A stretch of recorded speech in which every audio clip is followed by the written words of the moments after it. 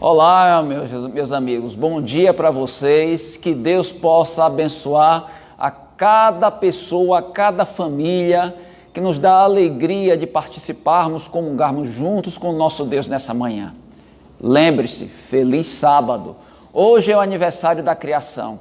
Deus criou o mundo em 6 dias e hoje Ele comemora a plenitude desta criação. E nosso tema de hoje, nesta manhã, é o quê?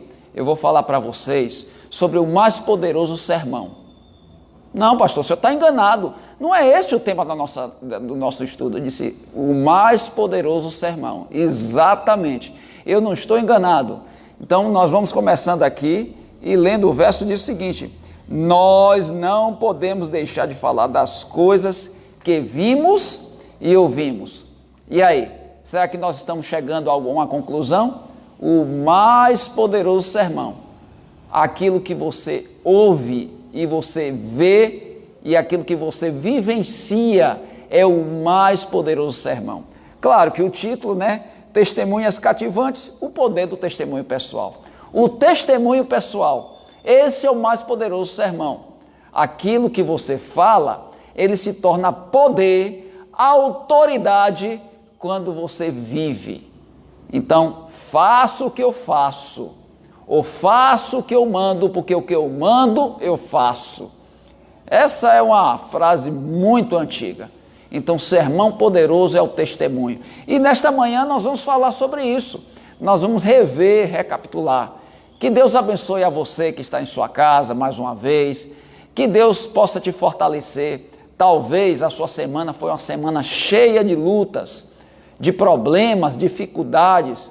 Talvez você tenha perdido um ente querido neste momento que nós estamos vivendo, não querendo ser repetitivo, mas, infelizmente, enquanto nós estivermos neste mundo de pecados, é o que nós iremos lidar. Cada dia, cada momento. Mas não se esqueça, Cristo venceu todas essas coisas. Cristo está voltando e Cristo fortalece cada dia a nossa fé. Ele está constantemente ao nosso lado, nos ajudando, nos dando vitórias. Mas vamos voltar aqui ao nosso assunto. E aqui inicia com uma frase interessante, meu querido ou minha querida. Há um poder no testemunho pessoal. Às vezes a gente não sabe, às vezes a gente não vê, não sente, mas aquilo que nós vivemos fala a alma de muitas pessoas. É o testemunho vivo, o testemunho poderoso daquilo que nós vivemos. Ou seja, quando o nosso coração é enternecido pelo amor de Cristo, somos transformados pela sua graça, nos dando significado à nossa vida. Ele dá significado. É difícil argumentar contra a experiência pessoal. Não adianta. Se alguém fala algo, mas a Bíblia diz isso, mas eu não concordo. Mas acontece que a palavra de Deus ela está sendo contraditória aqui nesse ponto. Mas quando nós vivenciamos, quando nós vivemos, as pessoas não podem nos contradizer. Aquilo que acontece é uma realidade na nossa vida, aquilo que está escrito se torna real, poderoso em nosso viver, não dá para contestar. É um argumento que cala todas as pessoas, todas as hipóteses, tudo que for falado é a respeito disso aí. Ok, meus queridos, seguindo a nossa trajetória, nós vamos dar exemplos de testemunhos vivos que estão escritos, estão relatados na palavra de Deus. Por exemplo, algumas testemunhas aprováveis. O Evangelho de Marcos e os outros evangelhos, mas Marcos, nós estamos falando aqui de Marcos, a lição fala de Marcos, porque ele era um testemunho mais forte, mais vívido sobre a cura do endemoniado. Interessante que a história daquele homem fala de algo terrível que aconteceu na sua vida. Ele não ficou endemoniado à toa. Os demônios acharam que aquele homem era mais especial e ali começaram a atuar na vida daquele homem, possuir aquele homem. Meu querido, minha querida, vamos entender alguma coisa, e uma coisa muito importante. Quando uma pessoa é endemoniada, é porque aquela pessoa deu lugar. E às vezes nós ficamos assustados quando isso acontece dentro de uma igreja. Nós vimos para a igreja para adorar a Deus. Ali tudo que é feito, ou deveria ser feito, para a honra e glória dele. E de repente as pessoas que estão ali para honrar e glorificá-lo são possuídas. O que aconteceu? Meu querido ou minha querida, muito mais do que você entrar numa igreja, penetrar numa casa de adoração, é você estar com o seu corpo, porque o nosso corpo, segundo a palavra de Deus, é o templo vivo do Espírito Santo. Então nós temos que apresentar nosso corpo como adoração constante ao nosso Deus. Então não se esqueça disso. Não é o suficiente você ir adorar dentro de uma igreja. Claro, é importante, é fundamental, faz parte do louvor, de adoração ao nosso Deus.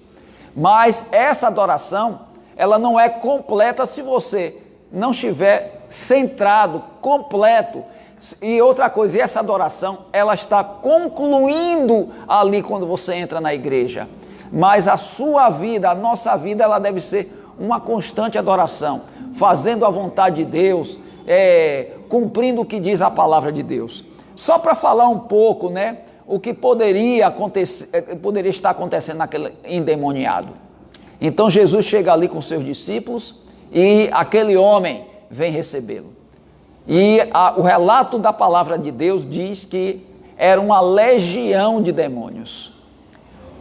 Para vocês terem uma ideia do que era uma legião, eu até anotei aqui, certo? Então, legião significa, vamos assim, a menor unidade, vamos assim dizer, ou melhor, de um exército, a menor unidade de um exército. Então, a legião. Então, a legião não é um exército, é uma parte de um exército. E um exército tem que ter muita gente. Então, no mínimo, segundo historiadores, baseado nas pesquisas bíblicas, então, uma legião de tropas romanas era constituída de 6.000 homens. Então, só para nós termos uma ideia da quantidade de demônios que estavam possuindo aquele homem sofredor, que chegou para Jesus falando aquelas palavras, mas ao mesmo tempo a primeira atitude dele foi o quê? Adorar. Então era ali um misto de tentativa de querer fazer a vontade, aquele homem querer fazer a vontade, pedir socorro a Deus, mas ao mesmo tempo ele estava totalmente dominado por aquela legião de demônios. Era um misto de socorro, de ajuda e ao mesmo tempo de tentar desmerecer a Cristo Jesus e os discípulos. Os discípulos ficaram assustados. Às vezes nós estamos estudando a palavra de Deus, nós estamos orando, mas a gente fica assustado com um tal quadro. E nós já vimos em lições passadas, uma dica. Quando você deparar com uma situação como esta, não tente entabular um diálogo com o demônio. Olha o exemplo que nós vimos em lições passadas. A resposta do demônio é através da palavra de Deus. Não tente conversar com ele. Então Jesus não tentou, simplesmente ordenou que os demônios deixassem aquele homem. Aquele homem estava naquela situação, sem roupas, vivia, quem passava próximo a ele, ele agredia, tentaram acorrentá-lo, mas ele simplesmente partiu as correntes. Não o homem em si, mas a força dominante que estava nele, quer dizer, a força de demônios. Então, aquela força que fez com que ele partisse aquelas correntes. Então, meus queridos, eu quero dizer isso para vocês. Aquele homem deu lugar através de se desviar do caminho do Senhor. Ele dava lugar à satisfação própria. Então são muitas coisas que nós podemos viver. Então, Jesus curou aquele homem, ordenou aqueles demônios que saíssem dali, como se diz, e fossem para os porcos. Isso já é uma outra história, que às vezes as pessoas questionam, mas peraí, o que aconteceu? Por que Jesus permitiu que os demônios que estavam naquele homem saíssem e fossem para os porcos, atendendo ao pedido dos próprios demônios? Por que Jesus permitiu?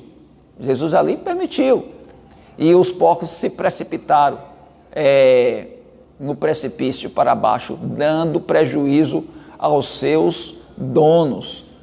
Aí eu só vou mencionar o fato rápido, só para nós entendermos melhor. Em um outro momento nós podemos estudar melhor o assunto. Nós estamos começando com o nosso canal no YouTube, a consultoria bíblica, tratando de temas difíceis, mas isso é um momento para nós falarmos ou melhor, um outro assunto para falarmos em um outro momento. Então, só falando rapidamente sobre isso.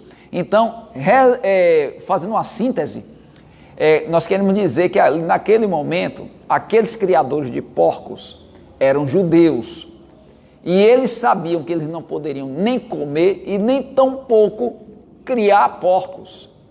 Então, aqueles homens estavam mais preocupados com os lucros, certo, pessoais, do que com o fazer a vontade de Deus. E Jesus, naquele momento que ele permitiu, ele estava querendo dar uma lição. E vocês vejam como aconteceu dali por diante. Os homens viram, porque por conta de Jesus,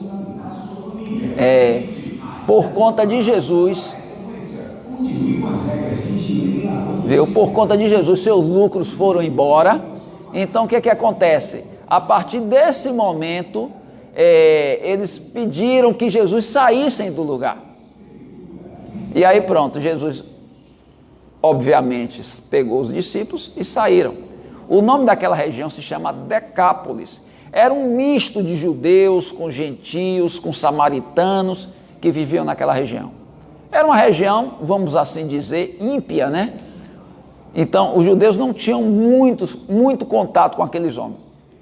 Poucos judeus moravam ali.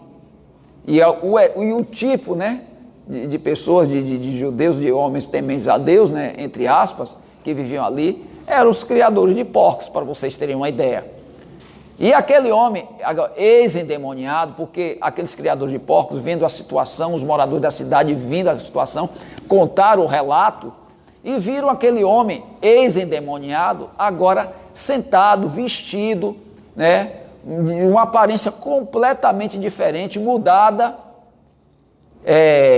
manso, conversando com Jesus.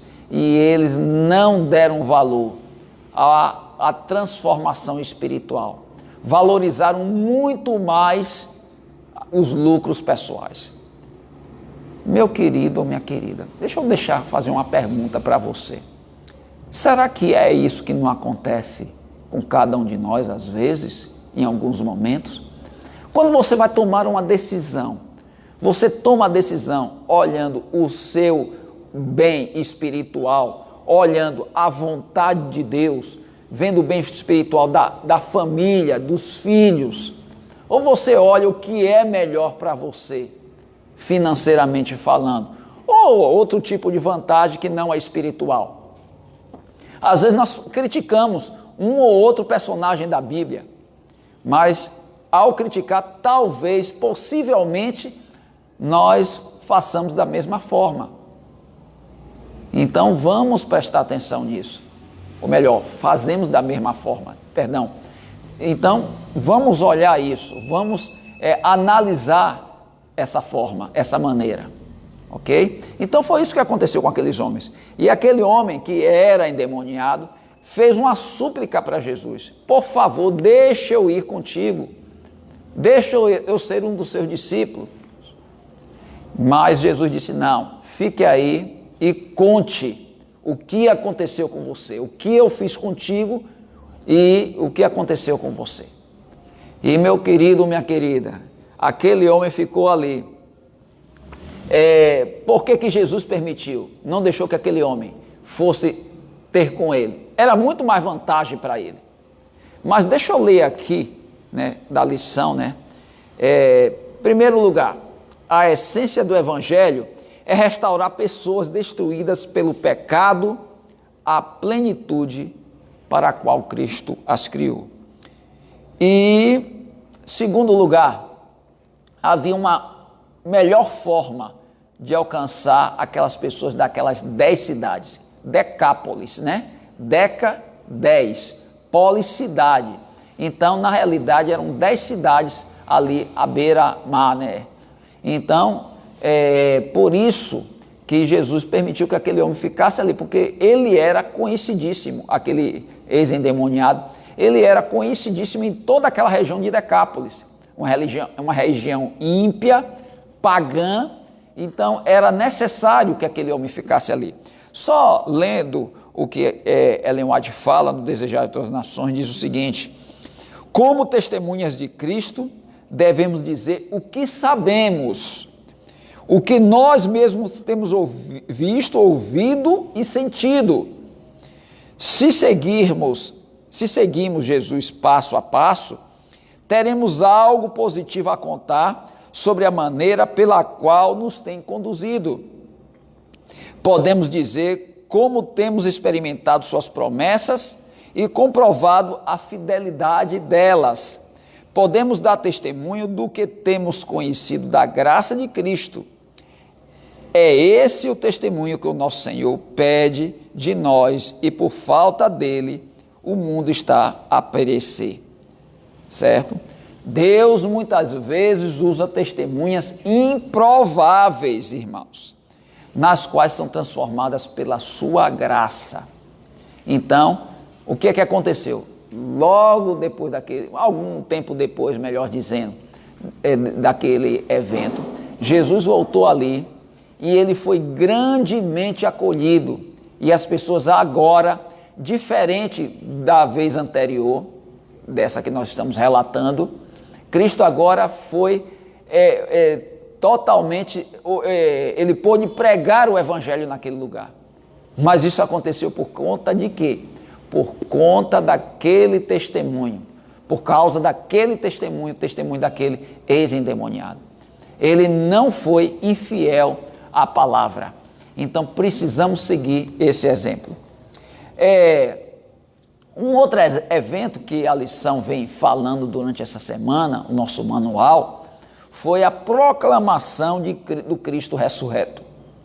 Vamos avançar um pouco no tempo ali do endemoniado e vamos chegar aos momentos que Jesus foi morto na cruz. Ali estava Jesus, né, crucificado, e às 3 horas da tarde ele morre. E ali Jesus é sepultado naquele dia. Os discípulos estavam completamente arrasados. E quando eu falo discípulos, não vejo uns 11, que Judas não estava mais com eles. E então, não veja somente os 11, mas veja todas aquelas pessoas que seguiam a Jesus. As mulheres, as Marias, né? Maria Madalena, Maria, mãe de Jesus, eu nem menciono, que muito mais pesarosa, arrasada. E estava ali a Maria, mãe de Tiago, como fala aqui o relato. E na manhã de domingo, do primeiro dia da semana, como fala a palavra de Deus, elas se dirigem à sepultura de Jesus, ao túmulo de Jesus. Preocupadas, elas precisavam continuar aquilo que pararam na sexta-feira, porque era o momento do sábado e deveriam parar. E elas deveriam continuar fazendo o embalsamamento, né, do corpo de Jesus, ter os devidos cuidados que elas tinham com os mortos, com seus mortos queridos. E aí, a preocupação era: quem vai tirar a pedra do túmulo? Quem vai nos ajudar? E quando elas chegam, elas têm uma surpresa. Vem a pedra removida, o túmulo aberto e vazio. Cadê a guarda romana? Não estava ali. Então, imediatamente, meus queridos, quando elas chegaram ao túmulo, elas encontraram vazio. E estava ali um anjo, né? Que dirigiu as seguintes palavras àquelas mulheres. Não temais, porque sei que buscais Jesus, que foi crucificado. Ele não está aqui, ressuscitou como tinha dito. Está em São Mateus, capítulo 28, versículos 5 e 6. Ele ressuscitou. Essas eram as boas novas. Meus queridos, aquelas mulheres agora estavam transbordando de alegria. Momentos antes estavam o quê? Amarguradas, tristes, preocupadas, ansiosas. E agora estavam o quê? Alegres, extasiadas. E a ânsia agora mudou. A ânsia agora era para contar aos discípulos, seguindo a ordem de que Jesus, o Mestre, havia ressuscitado. Veja a simplicidade da fé daquelas mulheres. Um anjo anunciou, um arauto anunciou, e elas de imediato não sabiam quem era, e aí agora elas saíram felizes. O túmulo estava vazio para anunciar aos discípulos. E os discípulos, nós sabemos, muitos deles não acreditaram. João e Pedro saíram correndo para o túmulo.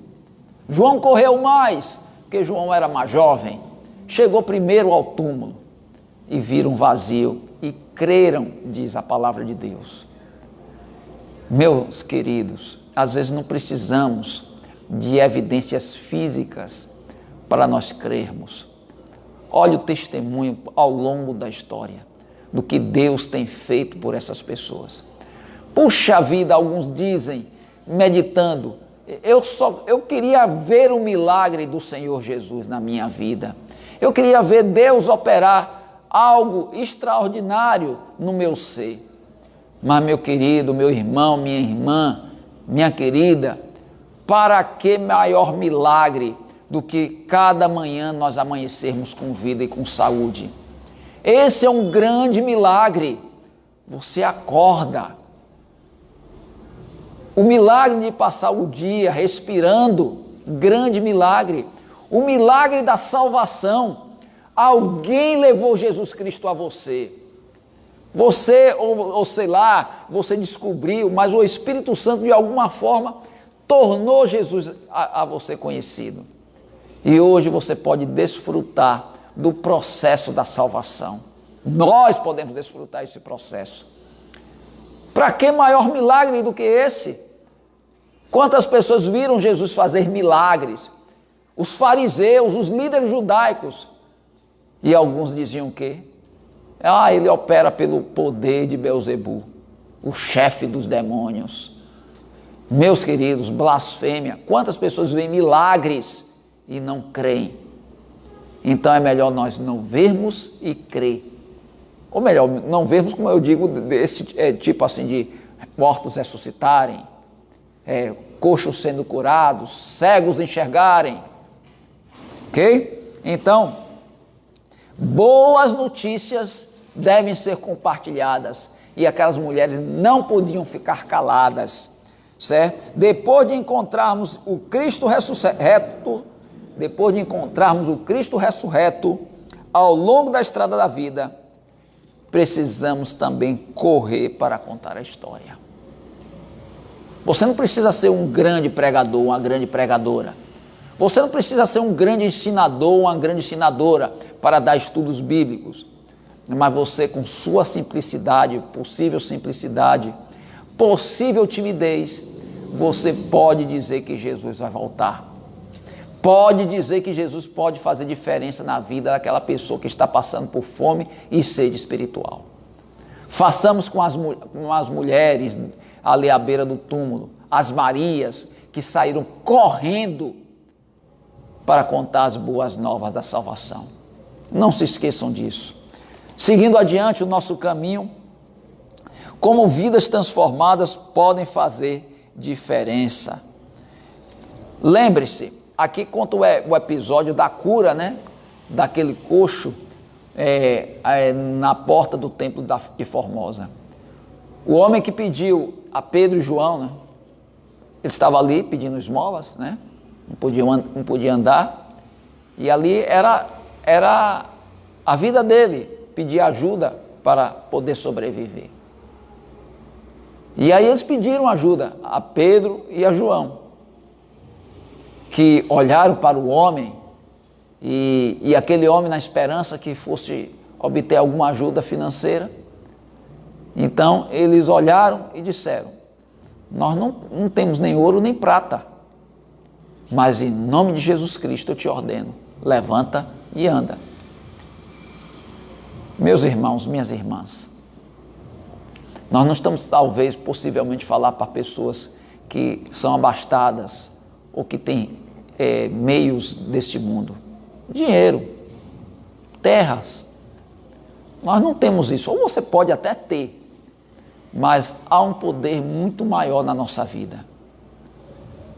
Pedir a Jesus Cristo que faça as coisas, que opere segundo a sua vontade. Nós temos esse poder. Nós temos a alegria de ter esse poder. Então não se esqueça disso aí. E aí, Pedro e João foram levados imediatamente ao Sinédrio, né, perante a liderança judaica. E eles agora estavam vendo, eles estavam com uma preocupação, né, aqueles líderes, porque estava o quê? Jesus estava morto na concepção deles. E agora estavam ali seus seguidores proclamando que Jesus estava vivo e muito mais do que isso, operando milagres que o Jesus que eles tanto temiam e odiavam estava fazendo. Então era algo que eles não poderiam negar, não podiam negar. Os seguidores daquele Cristo, daquele, abre aspas, né, pretenso Messias, agora estava operando as mesmas coisas. E aí eles chamaram Pedro e João para se explicar. E eles disseram, eles aproveitaram que estava no meio daqueles homens e eles falaram sobre as profecias, sobre os profetas e disseram: esse Jesus que vocês crucificaram, foram veementes ao falar para os líderes judaicos. Em nome dele, nós fazemos essas coisas. Então eles saíram, se reuniram, o que fazer agora, como decidir. Mas, meus queridos, eles tomaram a decisão: olha, vocês podem ir, mas vocês não podem mais falar, porque a multidão estava lá de fora. Estava vendo o quê? O que o Sinédrio iria fazer, os líderes judaicos iriam fazer, como homens que estavam fazendo e que acabaram de fazer um benefício, um bem a alguém que não andava. E agora? Eles estavam numa situação complicada, perante um caminho que eles não sabiam qual dos dois iriam tomar. E agora eles decidem: olha, vocês podem ir. Eles não podiam prender nem a João nem a Pedro naquele momento. Vocês podem ir, mas eu vou dizer algo para vocês: vocês estão proibidos de falar no nome de Jesus Cristo. E aí, vocês acham que eles obedeceram? Claro que não. A palavra de Deus fala que eles continuaram pregando. Eles falaram, eles continuaram pregando o evangelho, meus queridos. Eles não desanimaram. Assim nós devemos fazer. Não importa onde você está, ou diante de quem você esteja. Não importa se a pessoa é rica em conhecimento desse mundo, é rica na sabedoria, na cultura deste mundo, na filosofia. Você é rico da presença de Jesus Cristo. Nós somos ricos da presença de Jesus Cristo. E o Espírito Santo usa essa riqueza de conhecimento em Cristo Jesus no momento correto. Então não se esqueça disso. Não importa seu nível social, seu nível cultural.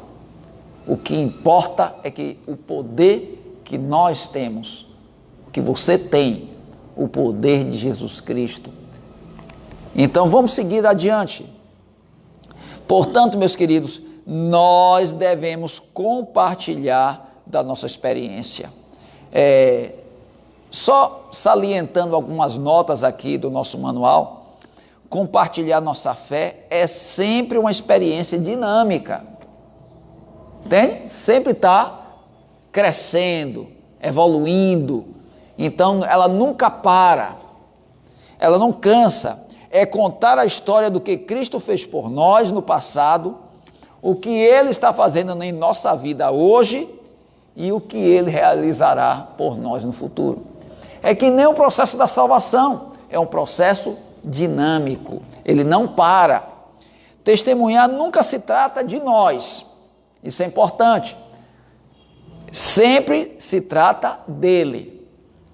Ele é o Deus que perdoa nossas iniquidades, cura nossas enfermidades, coroa-nos de graça e misericórdia e nos farta de bens. Testemunhar é simplesmente compartilhar a história de sua maravilhosa graça em nós. É um testemunho de nosso encontro pessoal com Deus de graça maravilhosa. Então, testemunha é você falar do que Deus fez em sua vida. Ou seja, você fala de você, mas muito mais fala de Deus. É como se você estivesse dizendo, ou é o que você deve dizer, eu sou desse jeito porque Deus operou em mim. Muito mais do que eu fazer por minhas forças. Às vezes, quantas pessoas, meus queridos, veem nosso testemunho, mas diz: fulano, fulana, você é uma pessoa boa, você é uma pessoa íntegra, que sermão perfeito, maravilhoso, que palavras boas. Nada acontece com você porque você é um homem ou uma mulher de Deus. Não importa, meu querido ou minha querida. Você deve dizer o seguinte: não, isso acontece porque Deus me dá poder para continuar vivendo dessa maneira. Então, não é o que você faz, mas o que Deus faz na sua vida. Não se esqueça disso aí. Então, meus queridos, nós vemos aqui que tanto João como Paulo, eles testemunham nas suas epístolas como aconteceu a mudança. Quem era Paulo? Ferrenho perseguidor de cristãos, o temido. Lá vem Paulo, corre todo mundo. Os cristãos diziam: vai acabar com a gente. Paulo era tão ferrenho perseguidor que até fora dos domínios de Jerusalém, fora do domínio da Judéia, ele ia buscar cristãos. Ele estava indo buscar o quê? Cristãos aonde? Em Damasco, na Síria, que era uma outra nação.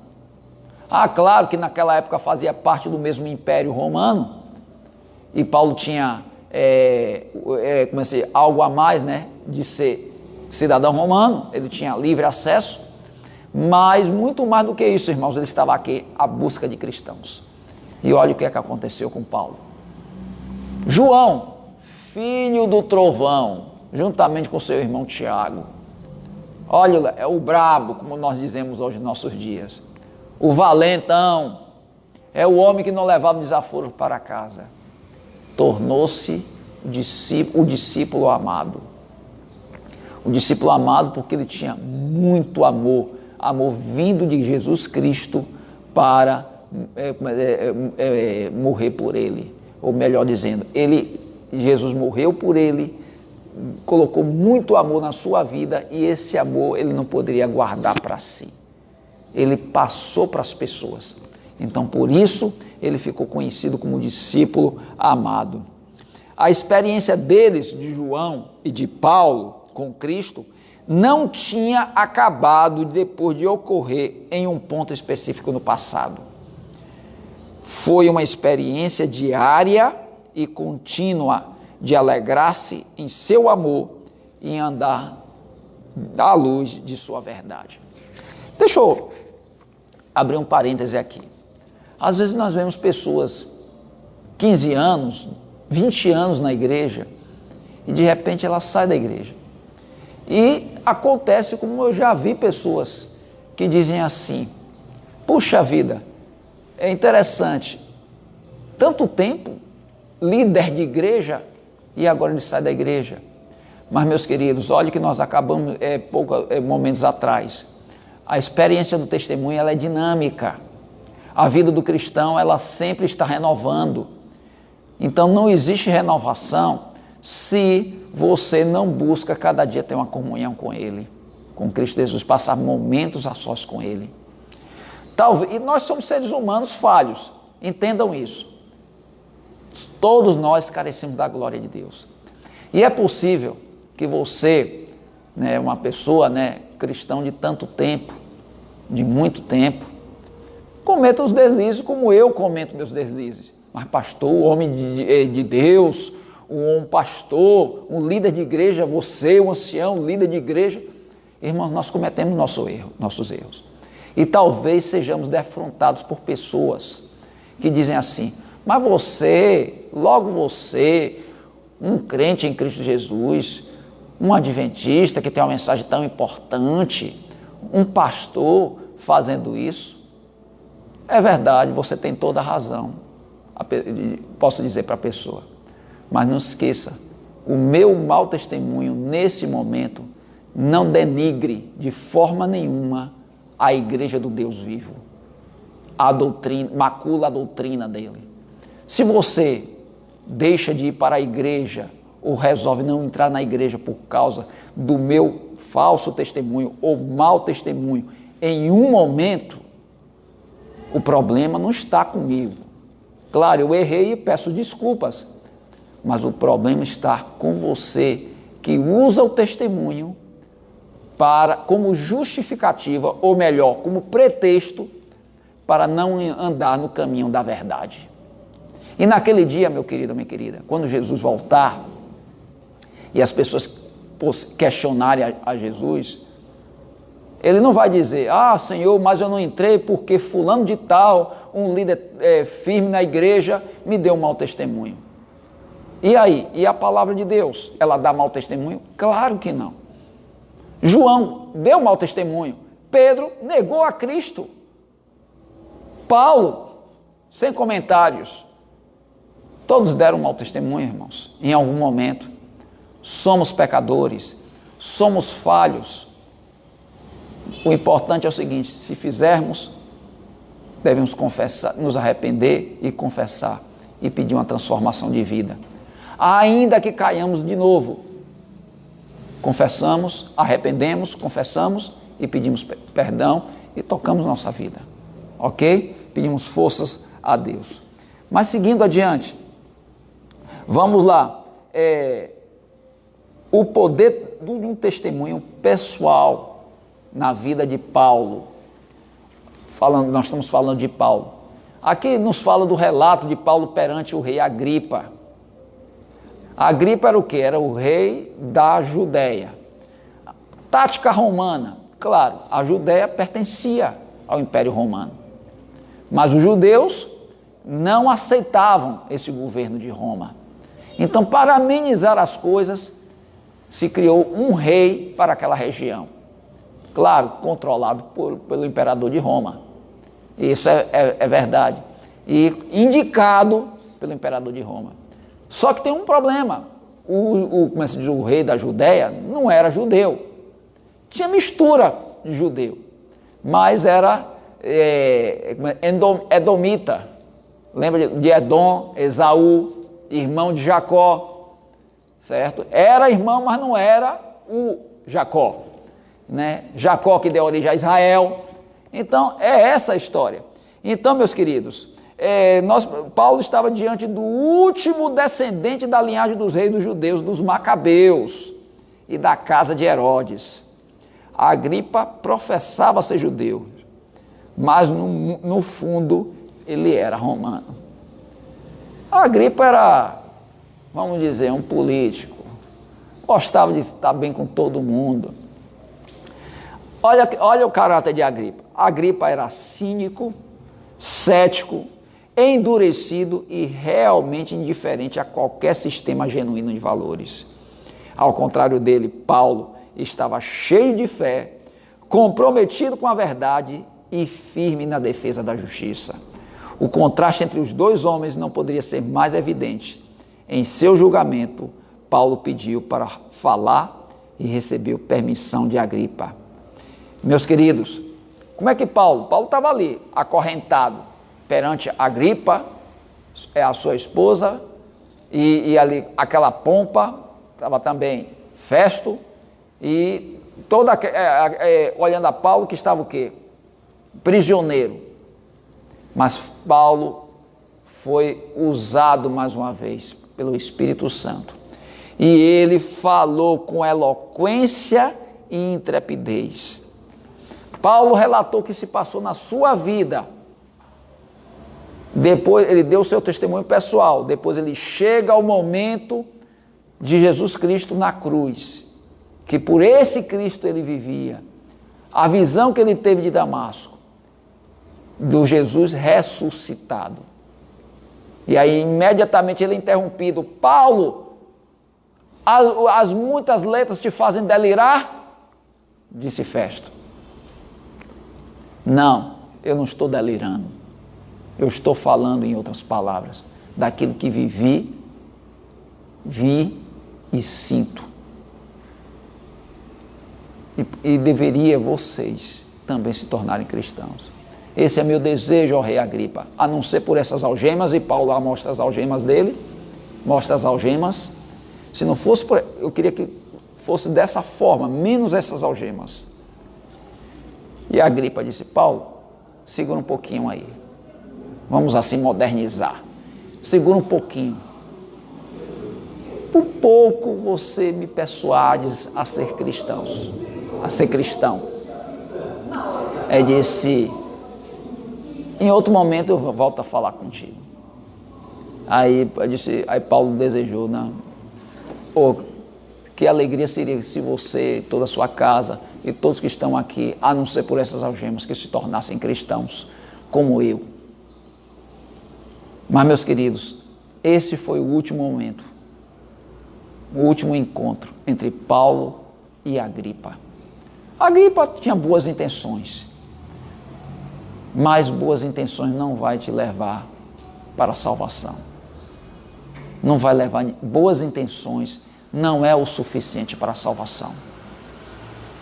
Boas intenções, ela faz parte do pacote da salvação. Então, que Deus nos ajude nesse sentido. Não tenhamos só boas intenções, mas que tenhamos fortalecimento, decisões ao lado de Cristo Jesus. O testemunho de Paulo de como Jesus tinha transformado a sua vida teve um impacto poderoso em um rei ímpio. Não há testemunho tão eficaz quanto uma vida transformada. Era o que aconteceu com Paulo. O testemunho de uma vida verdadeiramente convertida tem uma influência maravilhosa sobre os outros. Até reis ímpios são movidos pela graça. Mesmo que não tenhamos uma história tão dramática quanto a de Paulo, devemos contar aos outros o que significa conhecer Jesus e ser redimido pelo seu sangue. Chegando à conclusão desse estudo tão maravilhoso durante essa semana, eu queria dizer o seguinte: a essência da vida é um relacionamento tão pleno com Jesus a ponto de desejarmos compartilhá-lo. Então, se você não tem desejo de compartilhar Jesus, alguma coisa está acontecendo. Por mais que seja importante a doutrina correta, ela não substitui uma vida transformada pela graça. Ellen White afirmou: o Salvador sabia que nenhum argumento, embora lógico, abrandaria corações endurecidos, nem atravessaria a crosta da mundanidade e do egoísmo. Sabia que os discípulos precisavam receber o dom celestial, que o evangelho só seria eficaz se fosse proclamado por corações entusiasmados e lábios eloquentes, capacitados pelo vivo conhecimento daquele que é o caminho, a verdade e a vida. O maravilhoso amor de Cristo abrandará e subjugará os corações quando a simples repetição de doutrinas nada conseguirá.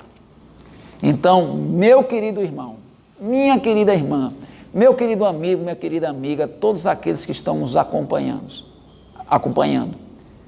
eu te faço uma pergunta nesta manhã. Você tem o desejo de testemunhar Cristo Jesus para as pessoas? Você tem o desejo de dizer o que é que Deus fez na sua vida? Se você tem esse desejo, feche seus olhos agora e curve sua fronte para uma palavra de oração. Querido Deus, Santo Pai que está nos céus, como é bom nós podermos ter o privilégio de compartilhar o que Tu está fazendo por nós. Se nós não temos feito ou fazemos pouco, que Tu possa nos dar poder, Senhor, para aumentar a capacidade, a intensidade de fazê-lo. Muito obrigado pelos milagres que Tu operas cada dia na nossa vida. Abençoa cada pessoa que está do outro lado. Em nome de Jesus te pedimos isso. Amém. Muito bem, meus queridos. Chegou a hora, né, dos nossos abraços, certo? Então vamos lá. Infelizmente, eu sei que, deixa eu falar uma coisa aqui, tem muitas pessoas que nos acompanham pelo Facebook, pelo Instagram, pelo canal do YouTube, daqui da Igreja de São Miguel, daqui lá da Igreja de Coruripe. Então, eu quero dizer para vocês o seguinte, às vezes tem gente que, puxa vida, você não falou, não deu um abraço. Em primeiro lugar, me perdoe, mas a gente tenta ver as pessoas que estão nos acompanhando. No canal do YouTube, eu sei que o nosso operador Glábio, um abraço Glábio, tá lá conduzindo as coisas, mas tem muitas pessoas que acompanham pelo YouTube. Então, às vezes chega a notícia, tem tantas pessoas assistindo pelo YouTube, mas nós não sabemos quem.